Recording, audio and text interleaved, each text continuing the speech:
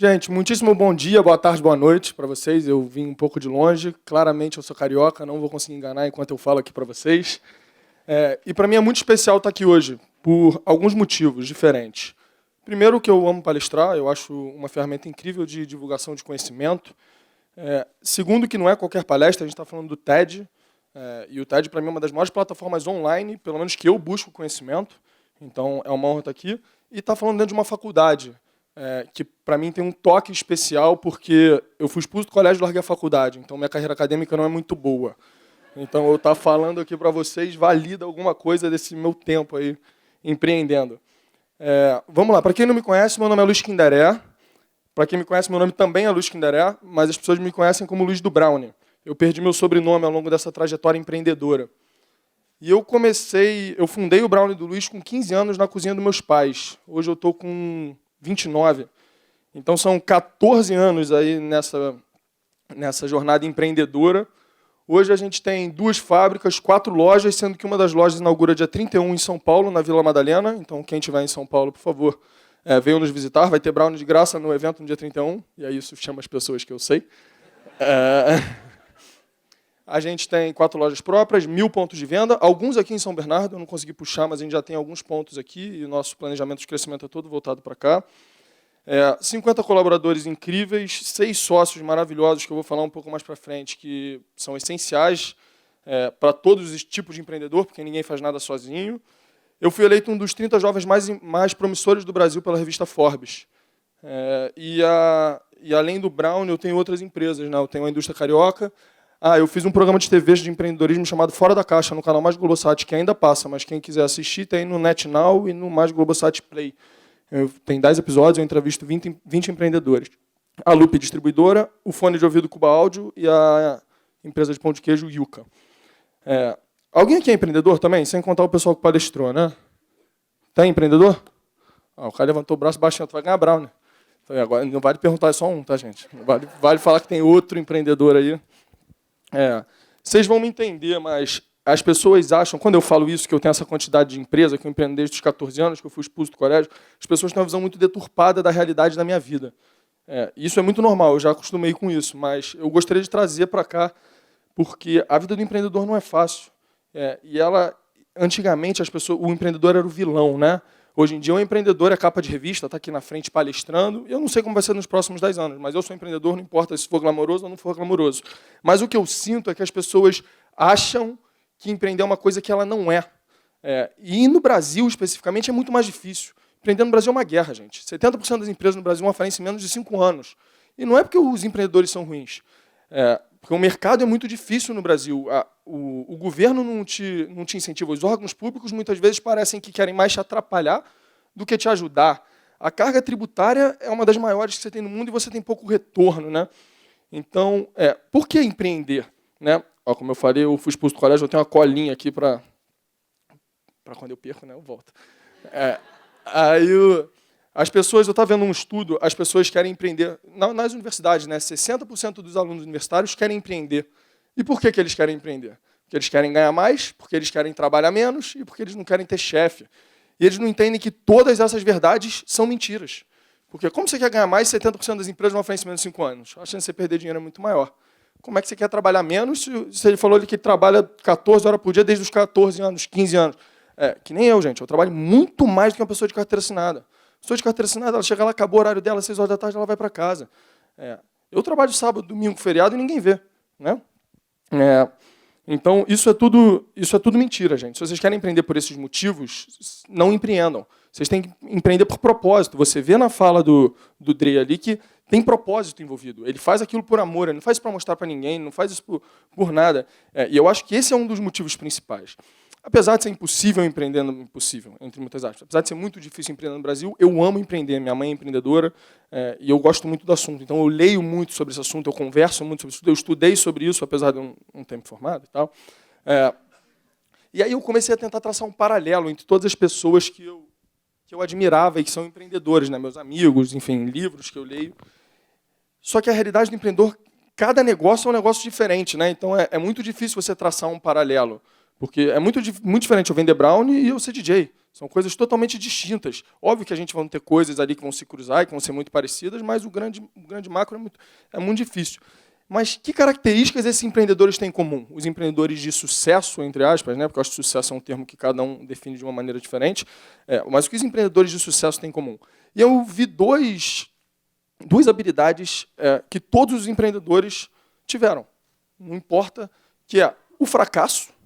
Então, assim, e falaram isso aqui, a primeira palestra, o fracasso é muito importante, gente. E a gente trata o fracasso de uma maneira muito errada. Desde o colégio, né, e desde a faculdade, você tira nota, você repete, você volta. Gente, eu não estou querendo falar mal da faculdade, gente. Eu estou até falando um pouquinho, mas realmente não é esse o objetivo. Mas eu acho que desde pequeno a gente é ensinado a não errar, a que errar está errado. E não é tipo, errar faz parte do processo e você aprende a partir do erro.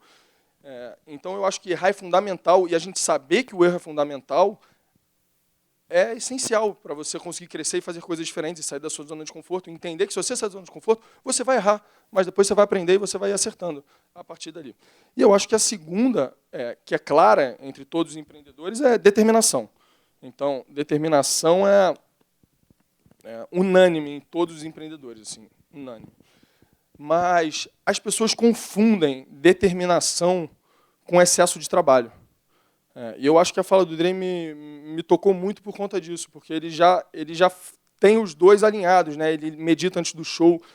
Eu não tenho essa consciência, apesar da minha mãe ser yogi, eu era contra a minha mãe, então eu não queria isso, sabe? Tipo, e aí, há 2 anos atrás, a empresa já faturando milhões, com 50 pessoas, com lojas, e tananã, e tananã, e tananã, eu estava passando por um dos piores momentos da minha vida.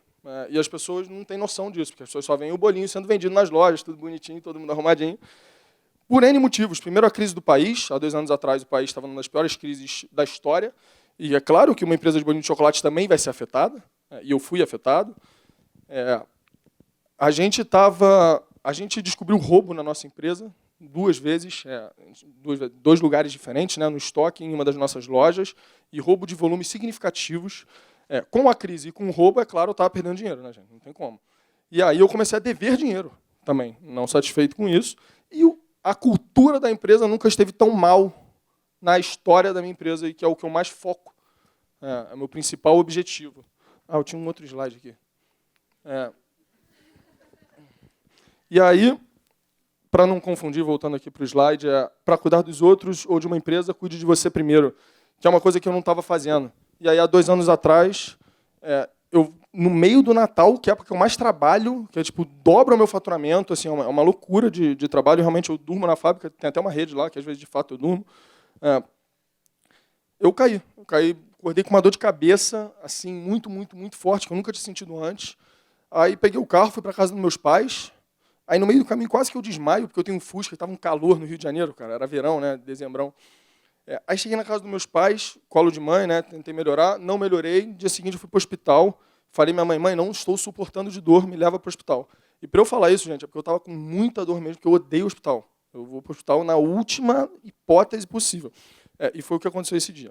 Eu cheguei no hospital e eles me diagnosticaram com meningite, que é uma doença que tem diversos níveis, não sei para quem conhece, eu não conhecia até então, só que um dos níveis causa morte em pouquíssimos dias, 4, 5 dias.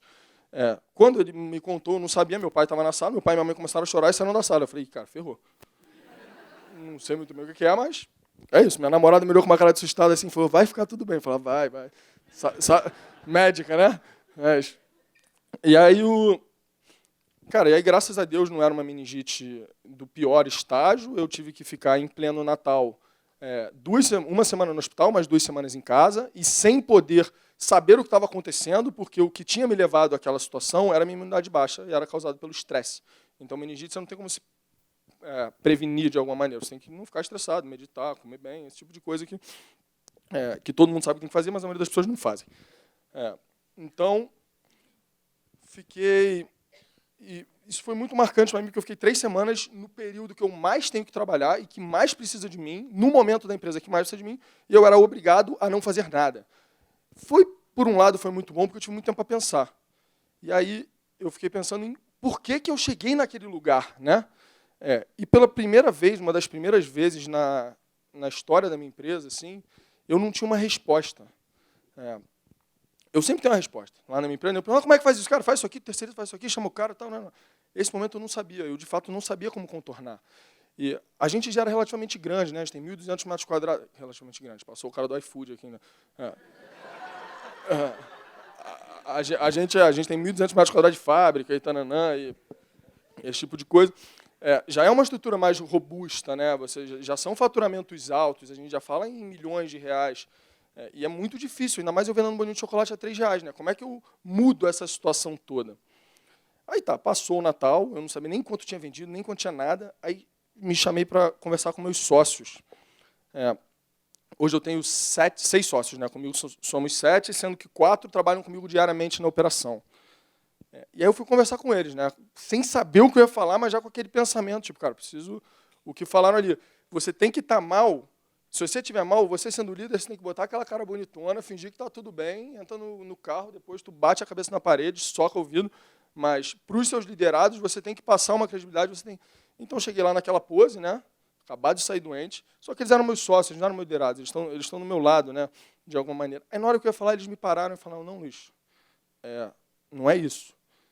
A gente não criou a empresa por conta disso. Isso aqui não vai acabar dessa maneira. A gente está aqui há 10 anos junto contigo. Há 10 anos só tinha nós 5. Agora, 10 anos depois, tem nós 5 e mais 45 aqui atrás.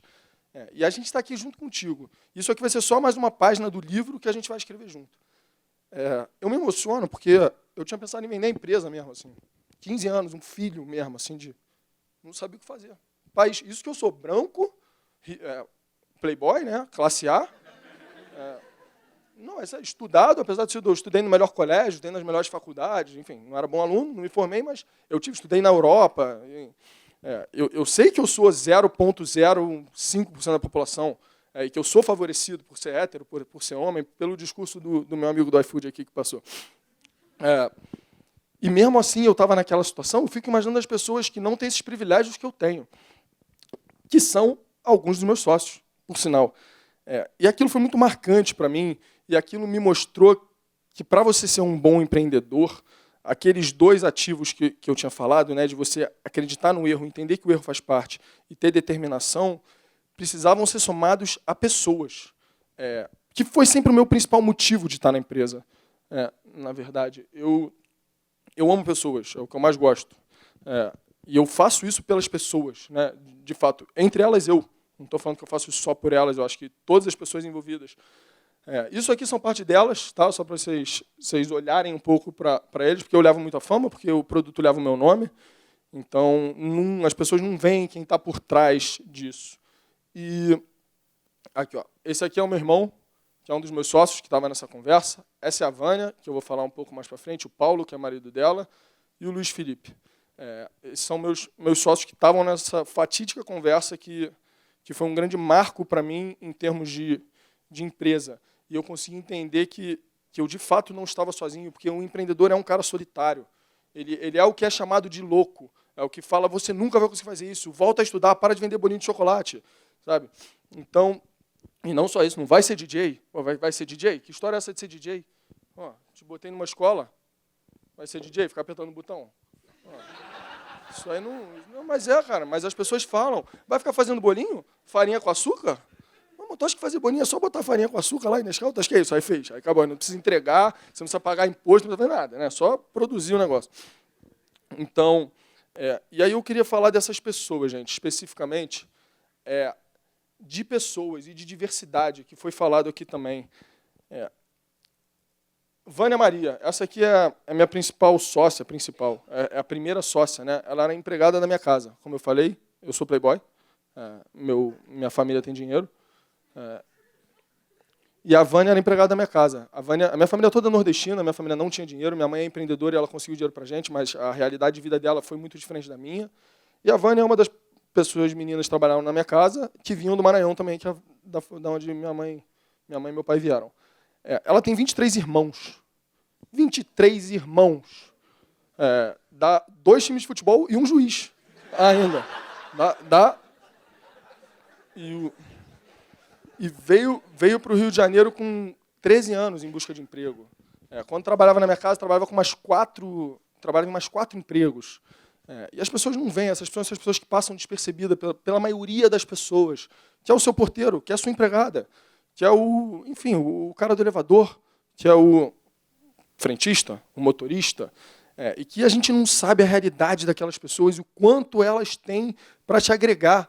Porque se a gente ficar conversando só com gente que é que nem eu, que teve o mesmo padrão de vida, que estudou nos mesmos lugares, que leram os mesmos livros, é claro, eles vão concordar comigo. A gente estudou nos mesmos lugares, a gente teve a mesma criação. O meio te leva para um lugar parecido. Né? Se você mora na mesma região da pessoa, eu aqui tenho uma diferença cultural muito grande de vocês, porque eu moro em outra cidade. Tem coisas diferentes. Eu tenho praia, vocês têm dinheiro. Olha, né? Tem divergências aí. Então, eles me ensinaram muito. A Vânia, apesar de, quando eu conheci ela, ela não era formada, né? Agora ela se formou no colégio e quer fazer uma faculdade, ela se achava inferior às outras pessoas por não ter feito uma faculdade, por não ter estudado. Isso é uma coisa tão arrogante da nossa parte, isso é tão comum na sociedade que eu fico até triste. Que só quem tem conhecimento é o cara que tem diploma. E eu acho que eu não me formo muito por isso também, para bater nessa tecla. De tipo, é verdade que eu podia ter me formado, podia ter pegado um cursinho à distância aí, qualquer, e ter me formado, mas eu acho que é legal, porque as pessoas, pelo menos quando eu estou dando palestra, as pessoas têm que parar e me ouvir durante uns 40 minutos aí. Isso é muito legal, porque você quebra muitos paradigmas de, o cara de sucesso não é o cara que estudou. Tem uma palestra que eu dei para Direito numa universidade, que um dos alunos, que era um cara mais velho, ele começou a chorar durante a palestra. E ele falou, Luiz, você fez eu mudar minha relação com meu filho. Porque o meu filho pensa que nem você. Mas eu sou da antiga... Como é que a antiga economia. Eu sou da antiga economia. Eu não consigo visualizar o mundo da maneira que você visualiza. E meu filho visualiza que nem você. Então eu vou chegar em casa e vou ter uma conversa muito diferente que eu tive com meu filho em toda a minha vida. Cara, isso me deixou num lugar de tipo, cara, que irado. Faz sentido o que eu estou fazendo aqui, né? Então, eu falo isso porque a Vânia, ela me ensinou muito mais do que muitos professores meus, assim, há muitos. Ela tem um conhecimento de vida muito diferente do meu e muito complementar. Enfim, me ensina diariamente, se formou no colégio, está indo se formar na faculdade, está virando uma empresária de ponta. Hoje a nossa empresa não seria como ela se não tivesse ela. E para mim é uma das pessoas mais importantes, porque tira a gente da zona de conforto, traz a gente para um chão. Né? A gente é muito etéreo, eu principalmente, a internet, tudo imediatista, vamos lá, a gente consegue, conhece muita gente. Ela, não, gente, calma, não é assim que funciona. E, de fato, não é. A minha realidade não é uma realidade de todas as pessoas, e eu não posso acreditar que essa minha realidade vai se reverberar na minha empresa, porque a empresa você não controla tudo o que está acontecendo. Né? O Paulo era o marido dela. É o marido dela, coitado. É o marido dela. Paulo também é da Paraíba, também é do Nordeste, não é do Maranhão, ele é da Paraíba. E ele é um dos caras mais inteligentes que eu já conheci. Inteligente mesmo, assim, porque para mim inteligência não é você ter um conhecimento muito grande a respeito de um assunto. Para mim, inteligência é você saber aprender. E aí você consegue aprender qualquer coisa. E aí, para mim, esse cara é um cara inteligente. Hoje eu contrato pessoas na minha empresa não pela capacidade técnica daquela pessoa, mas sim pela como ele vê o aprendizado. Quando ele não sabe uma coisa, o que esse cara faz quando ele não sabe alguma coisa? Ele fica parado esperando alguém dar uma resposta, ou ele se levanta, entra no YouTube, entra no Google, pergunta para o cara da frente, vai no mecânico da frente e descobre o que está acontecendo. Então, o Paulo é um desses caras, cara. O Paulo hoje cuida da nossa produção, tem a maior equipe da empresa, ele que gere a maior equipe da empresa, ele conserta nossas máquinas, ele conserta o nosso carro, e se eu pedir para a gente ir para a Lua de jegue, ele dá um jeito, eu tenho certeza. Já brigaram comigo por conta do tempo aqui, eu filosofei mais do que eu deveria, mas só passando aqui, meu irmão, ele tem a mesma formação que eu, que é nenhuma, então também não se formou, mas é um gêniozinho, ele me complementa muito, é um gêniozinho da matemática, ele é um cara muito fora de série, e esse aqui é o nosso único formado da empresa. A gente, por um tempo, a gente não podia nem dar estágio, porque não tinha ninguém formado na empresa. E esse aqui ele é pós-graduado em comunicação, formado, pós-graduado, então ele é o cara que cuida da comunicação desde sempre, é o cara que criou a nossa logo, é o cara que fez tudo que a gente fez ficar bonito, né, no final das contas. E eu queria falar uma frase, um provérbio africano, finalizar, que eu gosto muito. Opa, passou. Se quiser ir rápido, vá sozinho, se quiser ir longe, vá em grupo. Muito obrigado.